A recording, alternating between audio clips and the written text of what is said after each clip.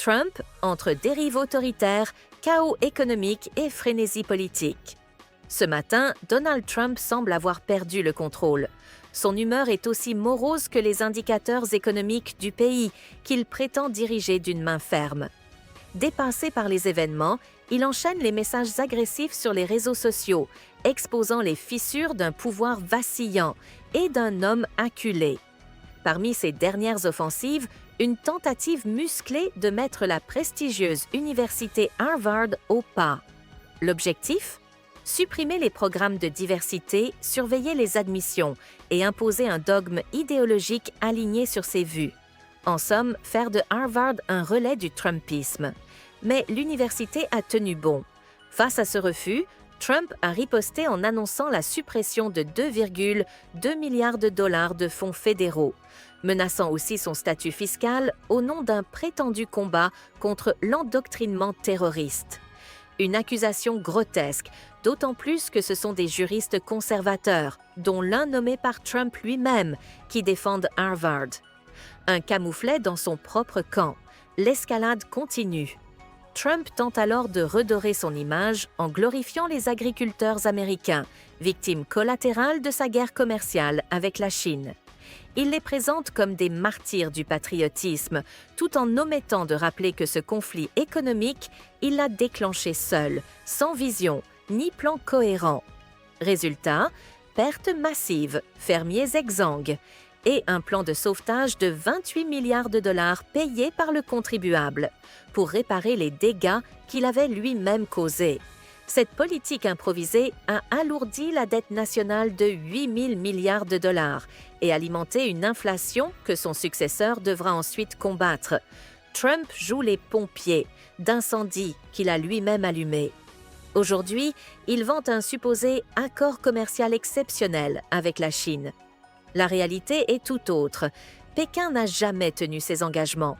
Elle n'a acheté qu'une infime partie des produits promis et multiplie désormais les désengagements. Dernier affront, l'annulation d'un contrat avec Boeing au profit d'Airbus. Pourtant, Trump continue d'affirmer que la Chine est en position de faiblesse, alors qu'elle détient près de 1 000 milliards de dollars en bons du Trésor américain. Qui détient vraiment les cartes? La réponse est évidente, mais c'est sur le front intérieur que l'impact est le plus brutal. Une enquête récente de la Fed de New York révèle un effondrement historique de la confiance dans le secteur manufacturier. Le moral des industriels est au plus bas depuis 2001. La tempête économique ne menace plus. Elle est là. Et elle s'annonce dévastatrice.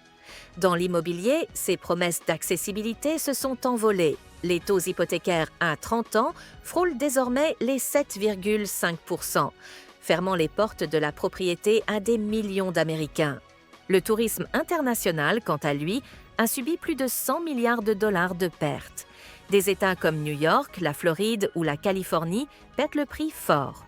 En cause, des déclarations aussi absurdes que provocantes, comme son souhait d'annexer le Canada. Une plaisanterie que personne n'a prise à la légère et qui a entaché la réputation des États-Unis. Même les négociateurs de l'Union européenne sont déboussolés. Ils ne comprennent plus les positions américaines, faute de lignes claires. Le pays semble naviguer à vue, sans cap, sans stratégie, oscillant entre menaces, improvisation et volte-face. Et la Chine enfonce le clou en suspendant ses exportations de terres rares, essentielles à des industries cruciales, défense, technologie, santé. Une décision stratégique majeure qui révèle une vulnérabilité américaine que Trump n'a pas su anticiper. Pendant ce temps, le président communiqué par tweets, gouverne par décret creux et bat des records en matière d'inaction législative. Il ment ouvertement sur les dépenses publiques, prétend des coupes budgétaires inexistantes, alors même que les dépenses fédérales dépassent celles de l'ère Biden. Ce n'est pas un leadership, mais une prise d'otage institutionnelle. Nous assistons à un pouvoir en dérive, autoritaire, erratique, incapable de gouverner autrement que par la peur et la propagande. Entouré de courtisans, Trump démantèle méthodiquement les fondations économiques et démocratiques du pays. Et il ne faut jamais l'oublier. Donald Trump a été reconnu coupable de fraude, d'agression sexuelle et continue d'agir en prédateur politique, économique et institutionnel. Il ne mérite ni indulgence ni relativisme, seulement la vérité, nue, implacable.